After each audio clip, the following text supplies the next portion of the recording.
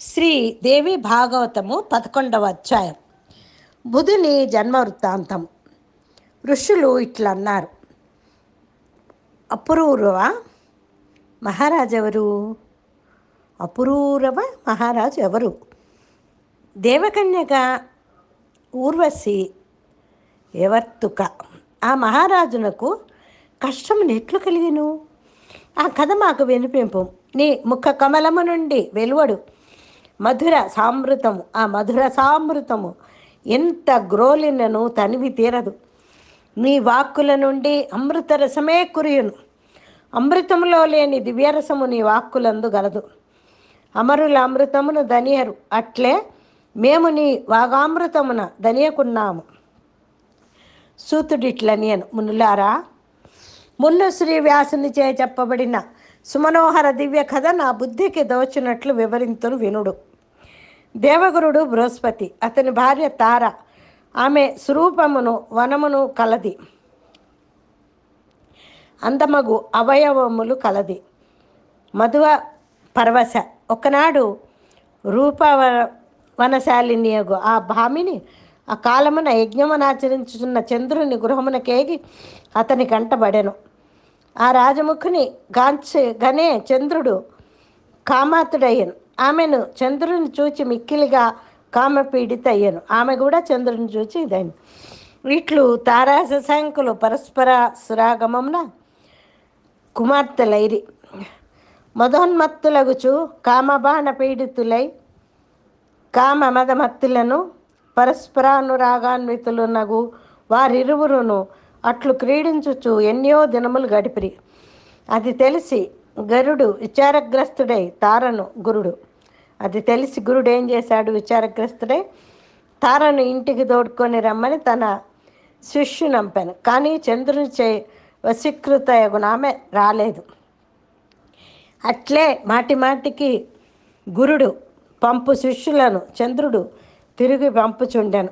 కడుకు ఆ యుధారమతియగు బృహస్పతి తానే బయలుదేరి సోముని ఇంటికి మదాన్వితుడై, నువ్వు చంద్రుని గని పట్టరాని రోషమున నన్నతి ఇట్లనియను. పట్టరాని రోషంతో ఏమన్నాడు? అనతినికి ఇట్లనియను, చంద్ర, ధర్మనిందితమైన పని చేసితివేమి? సుందరియగు నా భార్యను నీ వెట్టు పెట్టుకొని ఇంటివేమి? దేవతలలోని వాడవగు చంద్ర, నీకు గరుడను నీవు యాగము చేయుచున్న వాడవు గదా. ఓరి మూఢ, నీవు గురు భార్యను అనుభవించితివే, మీద మిక్కిలి ఇప్పుడు నువ్వు వదలకున్నావు. బ్రహ్మహంత సువర్ణావహారి సురాపాయి గురుతల్పసాయి వారి సంసర్గము కలవాడవు అను వీరు పంచమహాపాతకాలు. నీకు మహాపాపివి, దురాచారివి, అతి నిందితుడవు. నీవు నా అంగమును అనుభవించినందున దేవలోకార్హుడవు కావు. ఇక నేను అచితేక్షణను వదిలిపెట్టము. నా ఇంటికి ఆమెను గొనిపోదును.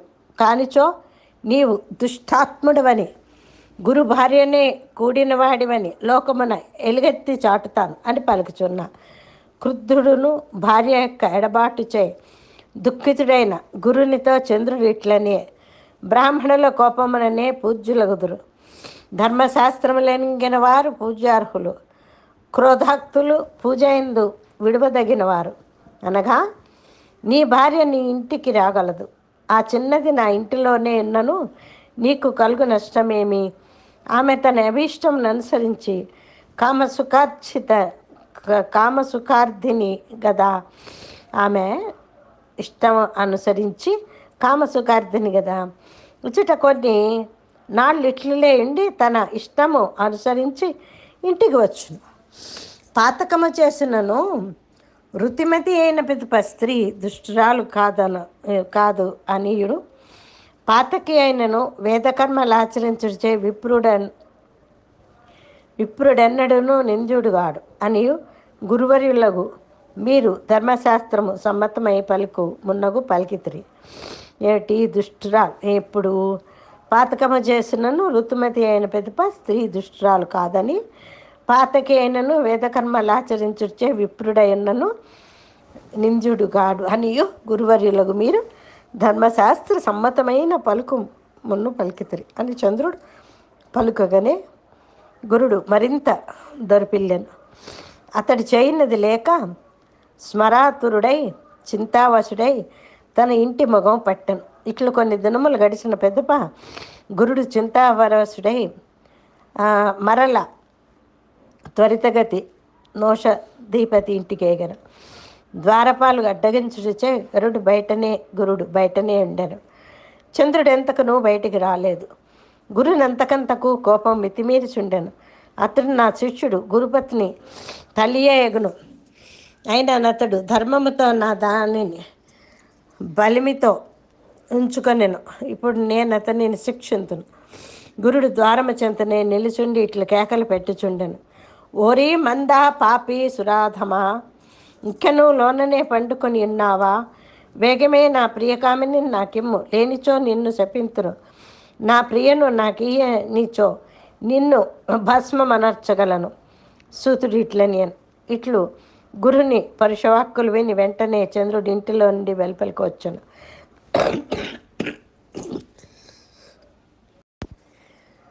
సూతుడిట్లనియను. ఇట్లు గురుని పరుషవాక్కులు విని వెంటనే చంద్రుడి ఇంటిలో నుండి వెలుపలికి వచ్చాను.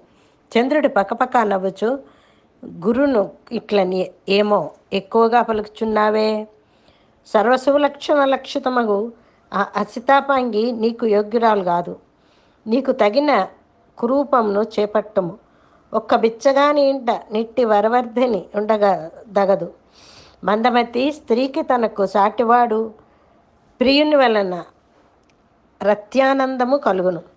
నీవి కామశాస్త్ర మర్మములు ఎరుగవు. దుర్మతి, ఇంక నీ విదేష్టముగా పోవచ్చును. నేను ఆ కామిని నీయను, నీ చేతనైన చేసుకో. వరవర్ధిని నీయను కుమార్తెడు వగు నీవు శపించినను, ఈ వరవర్ధిని నీయను కామార్తుడు వగు నీవు శపించినను నాకది తగలదు సుముకుమా, తగలదు. గురువు, ఈ కాంతను నేను ఇయ్యను, నీకు ఇష్టమైనది చేసుకో. సూతుడు ఇట్లే నేను. చంద్రుడు ఇట్లు పలుకగా గురుడు చేయనది లేక కిన్కుబూని పెళ్ళుదురు పల్లి వేగ నింద్రిని గడిక ఏగెను. కృంగిన మదితో కృంగిపోయినటువంటి మదితో చిత్తం మొగులుచుండిన గురుని దర్శించి చంద్రుడు అర్ఘ్యపాధ్యాది విధులు ఇంద్రుడు. అది ఏమైందంటే చంద్రుడు ఇట్లు పలకగానే గురుడు చేయనది లేక కింకబూని పెళ్ళుదురుబల్లి దేవేంద్రుని కడకి వెళ్ళిపోయాడు.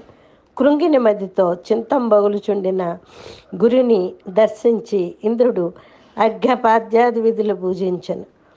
పరమోదారుడింద్రుడు దీనదశలోనున్న గురునికి ఇట్లనియే, మహాభాగా, మీ మోము చిన్నపోయిన ఉన్నదేమి, శోకార్తుడైతివేమి, మీ చింతవేమి, నీవు నా గురుడవు, నా మేలుబడిలో నిన్నెవడు అనుమానించను. ఈ లోకపాలుడితో నా సైన్యమును నీ అధీనము. బ్రహ్మ, విష్ణు, శివుడు, దేవతలందరూ నీకు సాయమనర్చగలరు. మీ చింత ఏమో వేగమే వెల్లడించును. గురుడు ఇట్లని, సులోచనకు నా పత్ని తారేసుడు తన చేయి చిక్కించుకొనెను. ఎన్ని మారులు వేడుకొనను ఆ దుష్టాత్ముడు తిరిగి ఇయ్యను, నాకు ఇచ్చుట లేదు ఆమెను. ఇప్పుడు నేనేమి చేతును, నీవే నాకు శరణము. నేను మిక్కిలి క్లేశపడుచున్నాను, నాకు ఈ విషయమున సాయమునర్చుము. ఇంద్రుడు ఇట్లేనేను, ధర్మజ, సువ్రత, మహామతి, నీవింక దుఃఖించకము. నేను నీ దాసుడు, నీ కాంతను తప్పక తెప్పించి ఇత్తును. నేనిప్పుడే నా దూత నంపుదును. ఆ మదమత్తుడచ్చటికి నీ భార్య నీయనిచో సురసైన్యముతో అతని మార్కొని యుద్ధము చేయుదును అని ఇట్లా ఇంద్రుడు గురునోదార్చి విచారదర్శి చరితుడు నగు దూతను వార్తనందించుటకై చంద్రుని కడకు పంపాను. సువిక్షుణుడగు ఆ దూత వెంటనే చంద్రలోకమేగి రోహిణి పతితో ఇట్లు పలికెను, మహాభాగా, మహామతి, ఇంద్రుడు నీకు ఒక మాట చెప్పుమని పంపాడు. నా ప్రభువని నా పలుకులు పలుకుచున్నావు. నీవు ధర్మజ్ఞుడవు, నీతివిధుడు. నీ తండ్రి అత్రియును ధర్మాత్ముడు కావున నీవు నింద్యమైన కార్యమును చేయదగదు. ఎల్లరినూ తమ తమ భార్యలను యథాశక్తిగా హెచ్చరికతో కాపాడుకోగలవలెను. ఈ విషయమున కాపాడుకోగలిగి ఉండాలన్నమాట. అంటే కాపాడుకొనవలెను. ఈ విషయమున కలహము కూడా జరుగున అవకాశము కలదు, అందు సందేహము లేదు. నీవు నీ భార్య నటిలా రక్షించుకొనదలతువో, గురుడును తన భార్య నటిలే రక్షించుకొనదలచును. సుధానిధి ఎల్లభూతములను సాత్మభావమున చూడు. నీ కిరుపదేన వండ్రుగురు దక్షకన్యలు గలరు, వారినందరినీ స్వేచ్ఛగా అనుభవింపము. గురు భార్యను మాత్రము విడిచిపెట్టుము. నీ వంటి గొప్పవాడే ఇహంకరించి విద్య కార్యము చేయుటకు పూడుకొన్నచో, ఇక మూర్ఖుడు ఎట్లు ప్రవర్తించును కదా. దానివల్ల ధర్మము నశించును. మనోరమయగు గురు ఇల్లాలిని వదిలిపెట్టుము. నీ నిమిత్తమున వివిధలో కలహములు చెలరేగక ఉండు కాక. ఇంద్రుని సందేశం ఆలించి చంద్రుడి ఇంకా కెనుకబూని ఇంద్రుని దూతతో వక్రభంగిని ఇట్లు పలికెను. ఓ మహాబాహో, నీవును ధర్మజ్ఞుడివే, దేవేంద్రుడివే, నీ పురోహితుడు నీతో సమానుడే, మీ ఇద్దరి బుద్ధులను సమానములే. చాలామంది పరోపదేశమున పండితులు ఏ పని అయినా తామే చేయవలసి వచ్చినప్పుడు అట్లే ఆచరించువారు దుర్లభులు. ఎల్లరూ బృహస్పతిని రచించిన ధర్మశాస్త్రమును ప్రమాణముగా అంగీకరింతురు కదా. తన్ను వలసిన కామినిని అనుభవించుట దోషము కాదని దాని అందే కలదు. ఇంతకు వీర్యవంతునకందరూ తనవారే. పాపము బలహీనమును కొక్కడును తనవాడును వాడు లేడు. ఈ పాపము బలహీనునకొక్కడును తనవాడును వాడు లేడనమాట. ఈమె స్వీయ, ఆమె పరకీయగు వేదములు మందమతుల భ్రమలై ఈ తారకు ఈ ఎందనురాగం ఉన్నంతగా బృహస్పతి ఎందు లేదు. అనురాగవతిని వదిలిపెట్టేటేమంత ధర్మము కాదు, న్యాయమును కాదు. అనురాగము గల దాని అందే సంసారము కానీ విభక్తురాలేందు కాదు కదా.